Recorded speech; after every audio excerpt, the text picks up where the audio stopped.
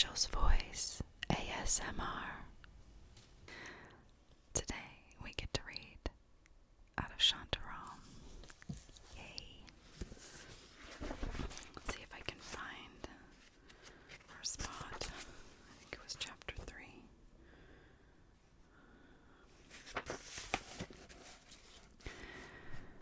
What you're saying is that we're finally going to get down to the real deal. Real would be full, Baba, Prabhaka assured me, and deal will be plenty also. Now you will see it, the real city. Usually I am never taking the tourists to these places. They are not liking it, and I am not liking their not liking, or maybe sometimes they're not liking it too much in these places, and I am liking that even less, isn't it? You must have it a good head to like these things, and you must be having a good heart to not like them too much. Like you, Lin Baba. You're my good friend. I knew it very well on that very first day when we were drinking the whiskey in your room. Now, my Bombay, with your good heads and your good hearts, you will see it all. We were riding in a taxi along Mahatma Gandhi Road past Flora Fountain and towards Victoria Station. It was an hour before noon, and the swash of traffic that coursed through the Stone Canyon was swollen by large numbers of runners pushing tiffin carts. I have no idea what a tiffin cart is. The runners collected lunches from homes and apartments, they're telling us, and placed them in tin cylinders called yolpans or tiffins. They pushed huge trays of the tiffins on long wooden carts, 6 men and more to a cart. Through the heavy metal traffic of buses, trucks, scooters, and cars, they made deliveries at offices and businesses all over the city. None but the men and women who operated the service knew exactly how it was done, how barely literate men evolved the bafflingly complex system of symbols, colors, and key numbers to mark and identify the cylinders, how day after day hundreds of thousands of those identical containers swept through the city on their wooden axles oiled with sweat and reached the right man or woman among millions every time, and how all that was achieved at a cost measured in cents rather than dollars. Magic, the trick that connects the ordinary to the impossible. Have we looked at the cover recently? It's a pretty one.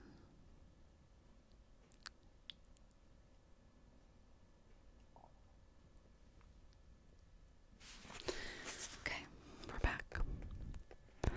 It was the invisible river that ran through every street and beating heart in Bombay in those years, and nothing from the postal service to the pleading of beggars worked without a measure of it. What number that bus, Lim Baba? Quickly, tell it.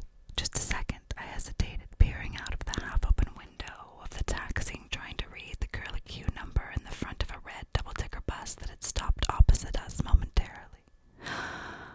It's a 104, isn't it? Very, very fine. You have learned your Hindu numbers so nicely. Now no problem for you reading numbers for bus and train and menu card and drugs purchases and other good things. Now tell me, what is aloo palak? Aloo palak is potato and spinach. Good and nice eating also. You have not mentioned. I love to eat aloo palak. And what is ful gobi and bindi? Oh yes, that's cauliflower and okra. Correct, and also good eating again. You are to not mention what is bangan masala. That's spiced eggplant. Right again.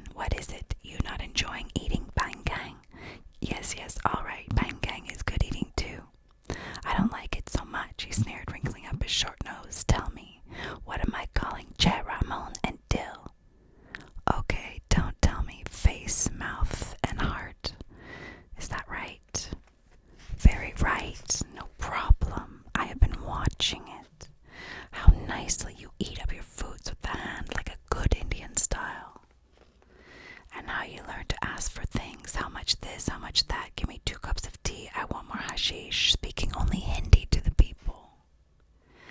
I have seen this all in Baba. You are my best student. And I am your best teacher also. Yeah.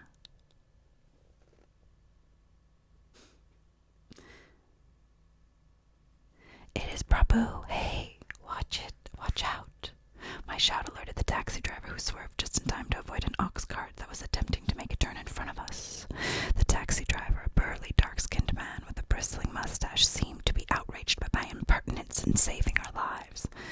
When we first took the taxi, he'd adjusted his mirror until he saw nothing in it but my face. After the near miss, he glared at me, snarling a growl of insults in Hindi. He drove the cab like a getaway car, slewing left and right to overtake slower vehicles. There was an angry, bullying pugnancy in his attitude to everyone else on the road. He rushed to within centimeters of every slower car in his path, sounding his horn, then all but nudging it out of the way. If the slower car moved a little to the left in order to let him pass, our driver drew beside it, pacing for a time and shouting insults. When he spied another slow vehicle ahead, he sped forward to repeat the procedure. From time to time, he opened his door and leaned out over the road to spit pan juice, taking his eyes off the traffic ahead for long seconds as we hurtled along in the rattling cab. This guy's a nutcase, I muttered to Prabhaka. Driving is not so good, Prabhaka replied, bracing himself with both arms against the back of the driver's seat. But I have to say, the spitting and insulting is a first-class job.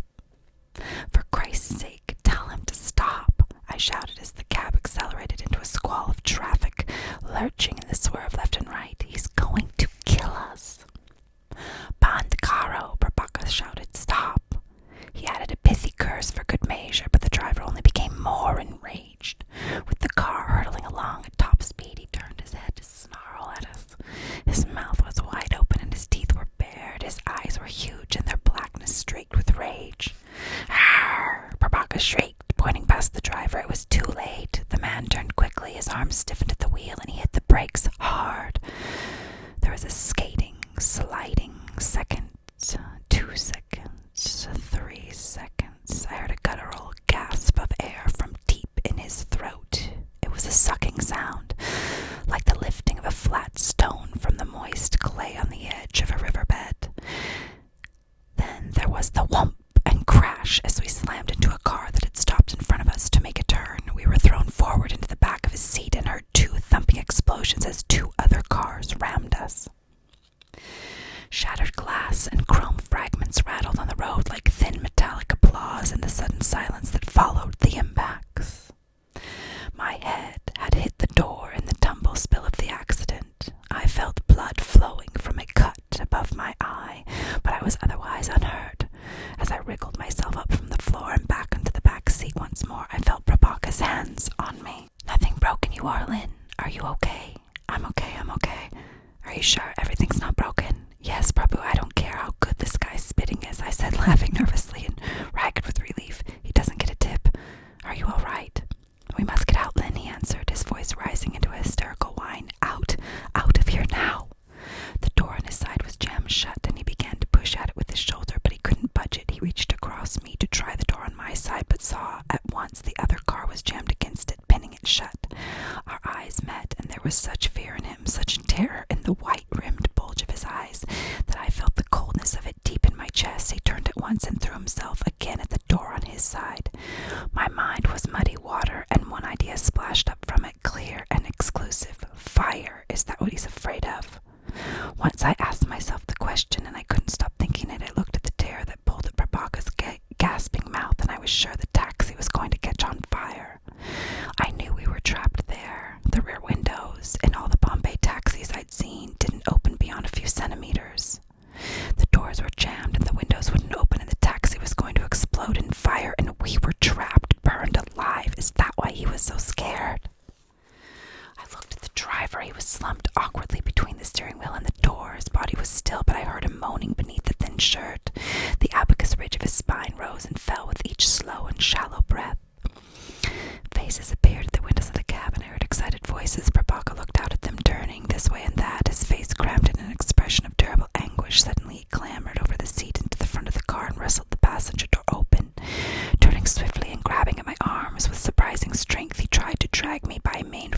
the seat that divided us.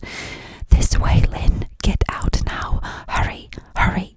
I climbed up and over the seat. Prabhakar got out of the car, pushing his way into the crowd of onlookers. I reached out to the driver, trying to prise him from the obstructing rim of the steering wheel, but Prabhakar's hands were on me again, brutally rough. The fingernails of one hand tore into the skin of my back, and the other wrenched at the collar of my shirt. "Don't touch him, Lynn," he almost screamed. "Don't touch him. Leave him and get out now." He dragged me from the car and through the hedge of bodies pressing in on the accident. On a footpath nearby, we sat beneath a fringe of hawthorn leaves that overhung a fence of wrought iron spears and inspected one another for injuries. The cut on my forehead above my right eye wasn't as serious as I thought. The bleeding had already stopped, and it began to weep a clear plasmic fluid. I was sore in a few places, but it was no concern. Prabhakar cradled his arm, the same arm that had pulled me from the car with such irresistible power, and it was obvious he was in pain. A large swelling had already formed near the elbow, and I knew it was a nasty bruise, but nothing seemed to be broken. "Looks like you were wrong, Prabhu," I chided, smiling as I lit a cigarette from him. "Wrong, Baba. Getting us out of the car in such a panic and all, you really had me going. I thought the damn thing was going to catch on fire. But it looks okay." "Oh," he replied, softly staring straight ahead. "You think I was frightened for fire?" "Not fire in the car, Lynn, but fire in the people. Look now. See the public, how they are."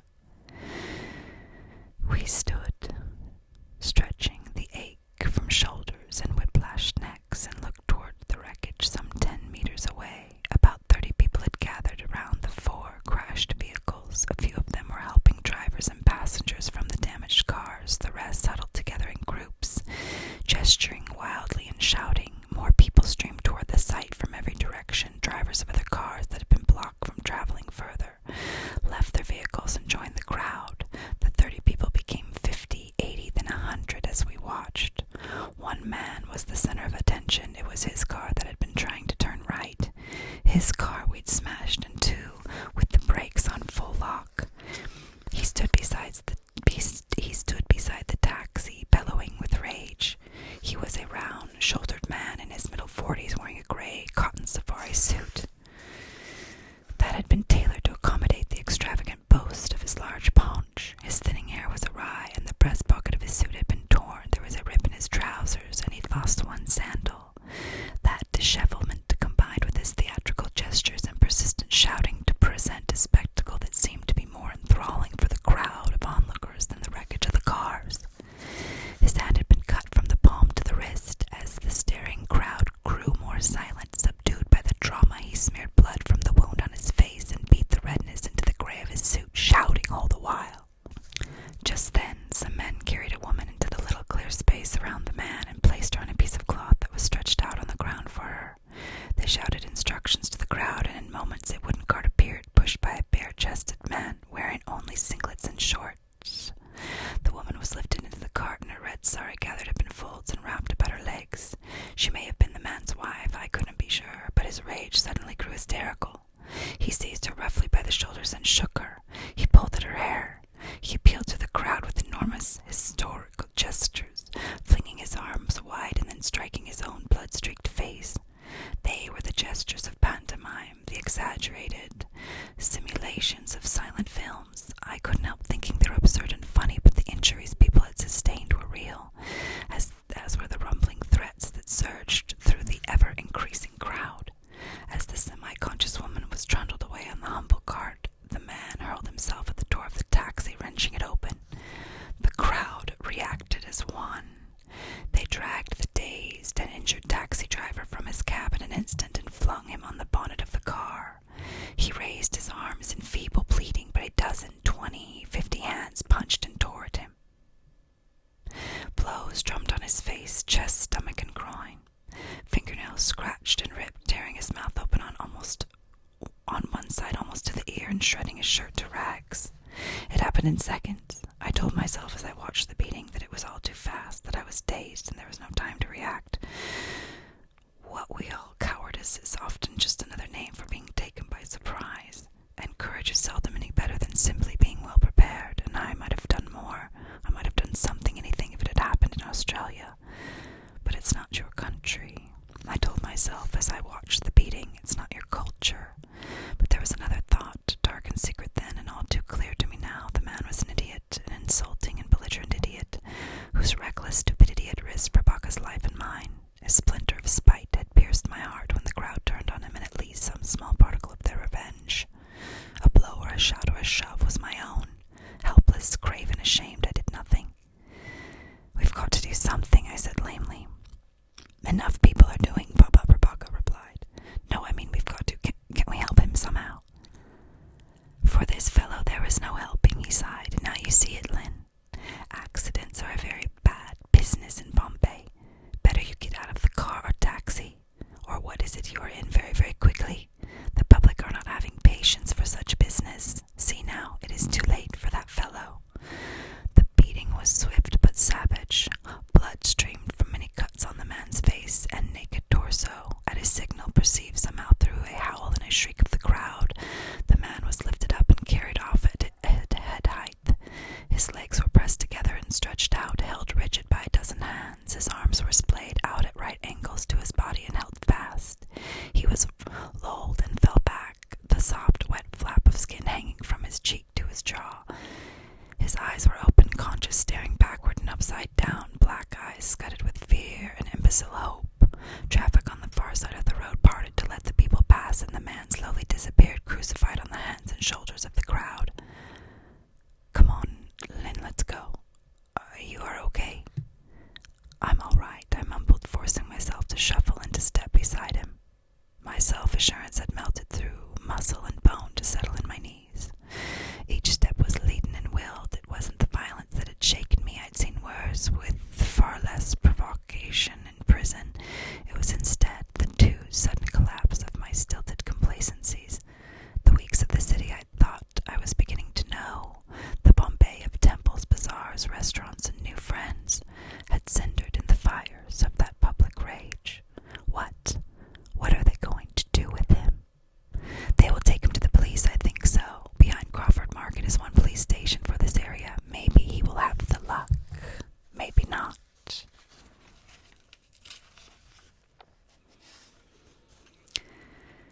He has a very quick karma, this fellow. You've seen this before. Oh, many times, Lin Baba. Sometimes I drive it in my cousin's Shantu's taxi.